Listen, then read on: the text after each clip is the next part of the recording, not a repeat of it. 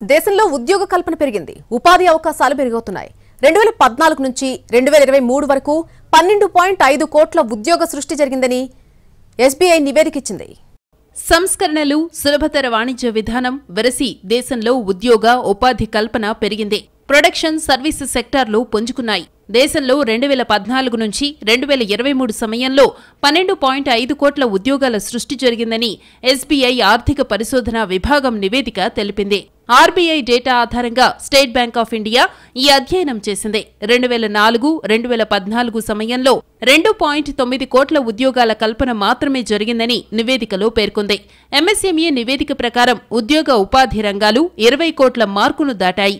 వ్యవసాయాన్ని మినహాయించి చూస్తే 2014-2023 టైంలో తయారీ, సేవల రంగాల్లో 8.9 కోట్ల ఉద్యోగ సృష్టి జరిగింది.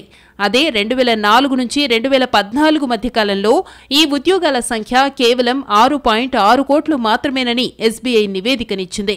ఎస్బీఐ నివేదికకు తోడు అదనంగా ఉదయం రిజిస్ట్రేషన్ పోర్టల్ నుంచి సేకరించిన డేటా ప్రకారం ఎంఎస్ఎంఈ మంత్రిత్వ శాఖలో రిజిస్టర్ అయిన సూక్ష్మ, చిన్న, మధ్య తరహా పరిశ్రమల నుంచి పొందిన ఉపాధి 20 కోట్ల మార్కుని దాటింది.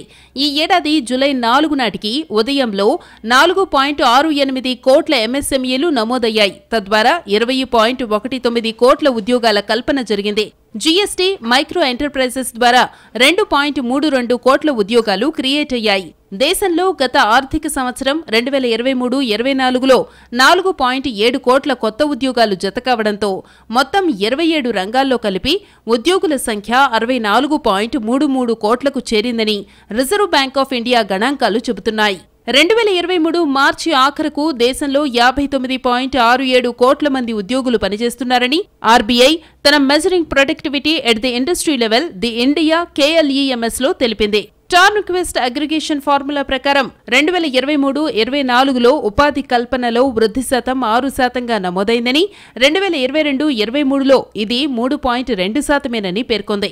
KLEMS డేటాబేస్ ప్రకారం 2019-20ల చివరకు 53.44 కోట్ల మంది ఉపాధిని పొందగా గత ఆర్థిక సంవత్సరం ఆఖరుకు ఈ సంఖ్య 64.33 కోట్లకు చేరింది. వ్యవసాయం, వేట, ఫారెస్ట్రీ, ఫిషింగ్లో 2021-22లో 24.82 కోట్ల మంది ఉపాధిని పొందుతుండగా 2022-23లో ఈ సంఖ్య 25.3 కోట్లకు చేరింది.